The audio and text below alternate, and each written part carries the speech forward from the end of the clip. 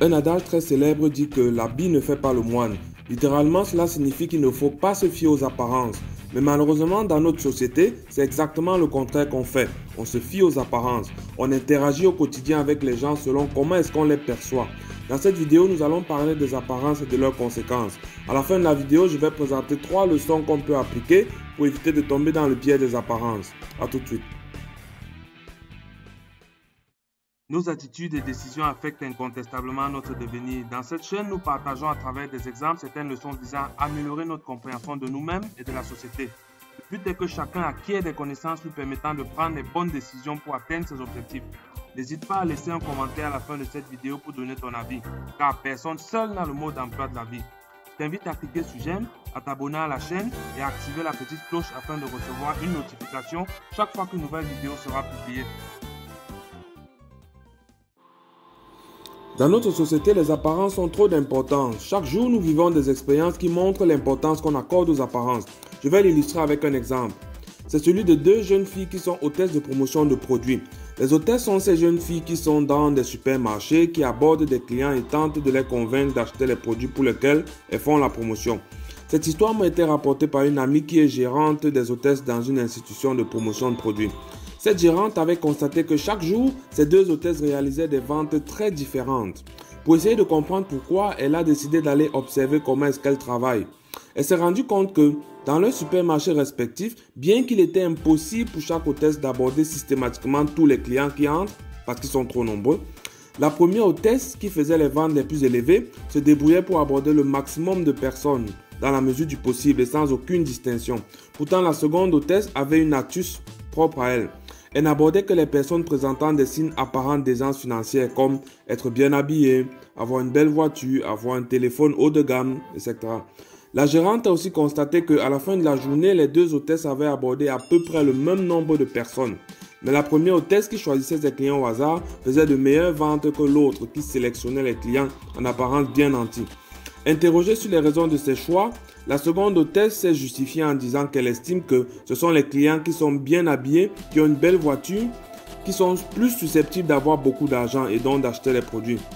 Dans le cas général, on peut apprécier cette façon de faire car elle peut être assimilée à une stratégie de vente.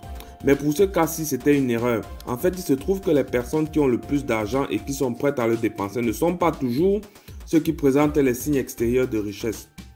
C'était donc une erreur de juger le pouvoir d'achat des clients à leur habillement ou à tout autre élément visible et apparent. À travers cet exemple, vous pouvez constater l'importance que certaines personnes peuvent donner aux apparences et les conséquences que cela peut avoir. Toujours pour montrer à quel point les apparences ont de l'importance dans notre société, prenons 2 autres petits exemples. Si quelqu'un est un ingénieur et cadre dans une entreprise, on s'attend à ce qu'il habite dans une maison d'un certain standing élevé. Il n'a pas le droit d'habiter dans une petite maison. S'il habite dans une telle maison, les gens de son entourage vont certainement se demander s'il est même un vrai ingénieur, s'il est même un vrai cadre. La maison que quelqu'un choisit, il l'a choisie en fonction de ses goûts et de ses besoins et non en fonction de son statut. Mais malheureusement, ce n'est pas ce qu'on fait en général. Autre exemple, il y a des Africains qui ont vécu assez longtemps en Europe et qui retournent dans leur pays. On les appelle dans certains pays les benguistes. On a coutume de s'attendre à ce que ces personnes reviennent de l'Europe avec des habillements particuliers, des coiffures particulières, que ces personnes ramènent des objets et gadgets de luxe qu'elles ont achetés cher. On a enfin surtout coutume de les voir revenir avec beaucoup d'argent et le dépenser sans calculer ni compter. De ce fait, si quelqu'un revient de l'étranger étant simple, étant lui-même, étant comme il est parti, et qui ne montre pas qu'il a beaucoup d'argent, on peut aller jusqu'à douter même et se demander s'il était vraiment à l'étranger. On dit souvent que ce n'est pas un vrai benguiste. Vous constatez donc avec tous ces exemples combien les apparences sont capables de biaiser et de conditionner notre perception, notre jugement.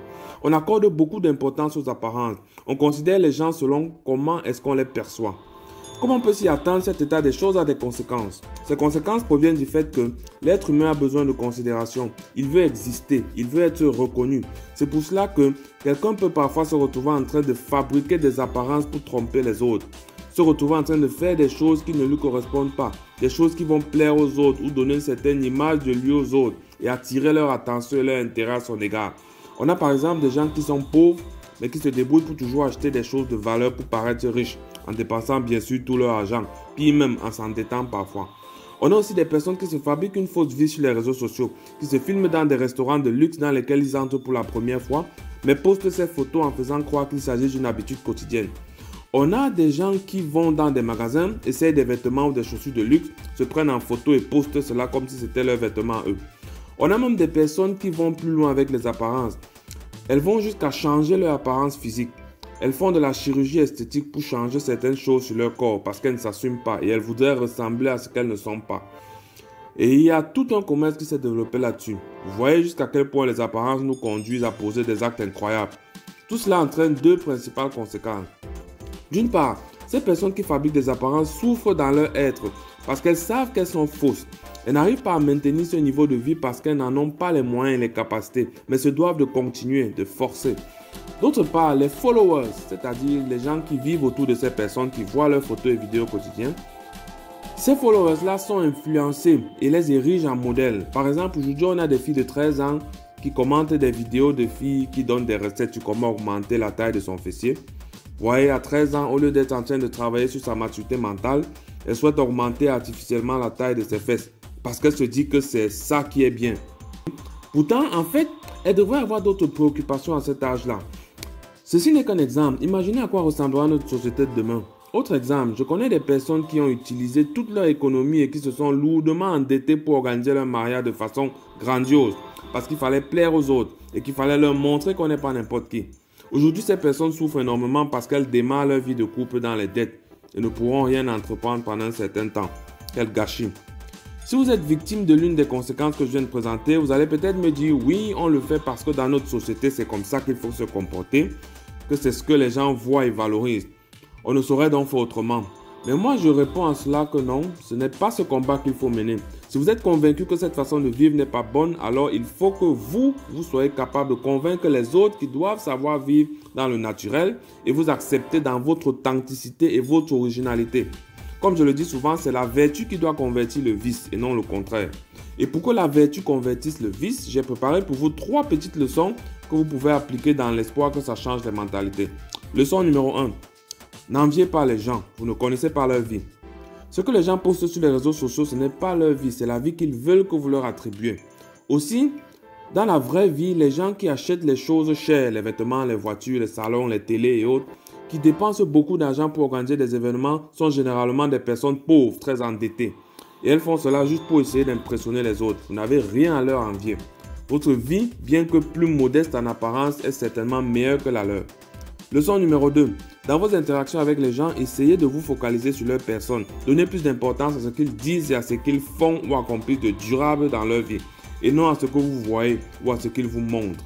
Ne vous laissez pas impressionner, positivement ou négativement, par le paraître. Si ces gens constatent que ce que vous voyez ou alors ce qu'ils veulent vous montrer ne semble pas attirer votre attention, ils vont forcément arrêter de le faire. Leçon numéro 3. Chacun est unique. Ne cherchez pas à ressembler aux autres. Cela détruira votre unicité. Cherchez à vous illustrer par vos atouts naturels et travaillez pour réduire vos défauts. Travaillez chaque jour pour être une meilleure version de vous-même, être mieux aujourd'hui que vous ne l'étiez hier et être mieux demain que vous ne l'êtes aujourd'hui. J'espère vivement que ces petits conseils nous permettront d'améliorer notre façon de vivre, de mieux nous assumer, de savoir ce qui compte vraiment. Voilà, c'est ici que je mets un terme à cette vidéo. Cliquez sur j'aime et dites-moi dans les commentaires ce que vous pensez de l'impact des apparences dans notre vie. Abonnez-vous à ma chaîne et activez la petite cloche. À bientôt.